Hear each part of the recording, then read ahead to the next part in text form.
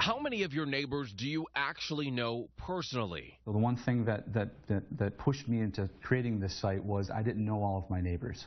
Do you know about crimes that happen down the street? Do you need a nearby babysitter or help finding a lost pet? You can go right in here, process an alert, which allows all the neighbors to know to be on the lookout.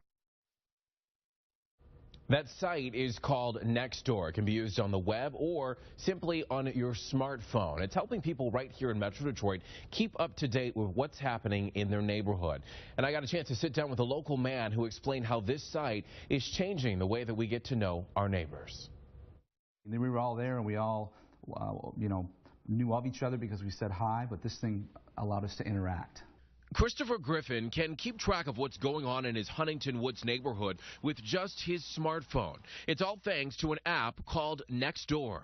Nextdoor is a Facebook, Twitter, LinkedIn, Craigslist, Angie's List, all built into one system. The free app is a private social network site for neighborhoods. Users register using their address and are instantly connected to others nearby. Griffin uses the program mostly on his laptop when he's at home. Now he's able to communicate with the neighbor down the street he otherwise might not have spoken to. It's a sense of security.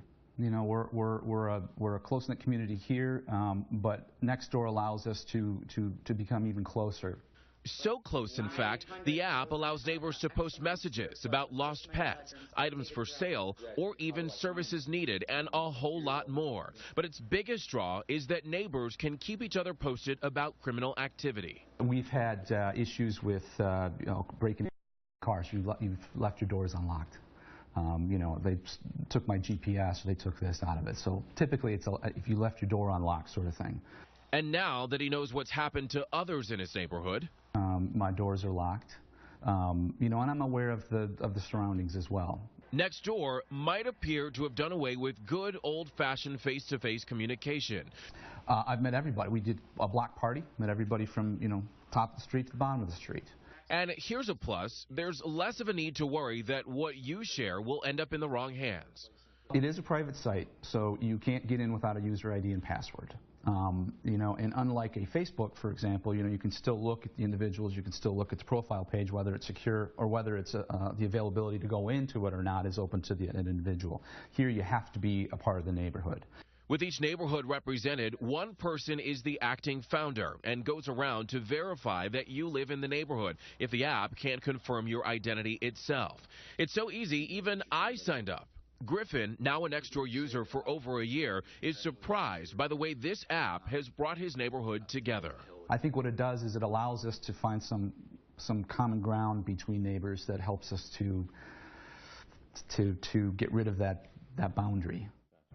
And here's the cool thing. When you log into the app, you can actually see a layout of your entire neighborhood with kind of all the houses on it. And this year for Halloween, they were passing out candy. Obviously, all the homes that were passing out candy had a candy corn icon above their home, so the parents knew which houses to stop by. So if they didn't have a kind of like a virtual lights on type of thing for the homes that were participating. Then for Christmas, they're going to do kind of a similar thing. They're looking to kind of do something similar to that, so people know which homes to drive by in case they want to see the Christmas lights and stuff like that. So folks that are seeing this right now, whose neighbors may not be up to speed on this or learning about it for the first time, what if there's not anyone, you log on, but there's not anyone in your neighborhood that signed up? Well, that's the cool thing. For my neighborhood, there were only 3 other people, which you have to have at least 10. And the cool thing is that if you were like one of the first people to sign up, you're considered the founder of that neighborhood. And the cool thing is that you get a gift card from Nextdoor. Griffin told me he got a $50 gift card.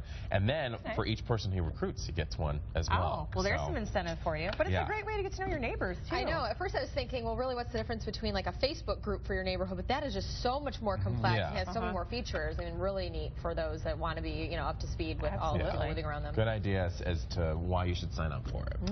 Yes, some neighbors you don't want to get to know real well. I was going to say something. Well, I'm just saying this connects you without connecting you. You know what I'm saying? There you go. You all have the protection of your neighborhood in your interest. I'm sure there might be a block button on there too. Block Brandon with this forecast today. I just wish my kids knew that the lights off thing meant don't ring that doorbell. They would just run up and, no, they're not.